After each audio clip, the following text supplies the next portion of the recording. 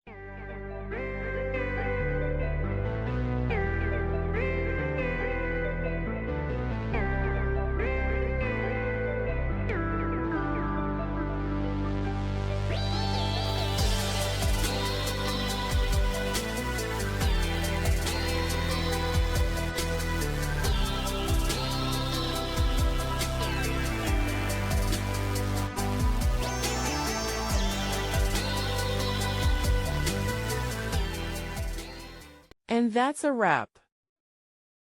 I hope you found the answer you were looking for. If you did, take a second to hit that subscribe button. It really helps out. And let me know in the comments which solution worked best for you.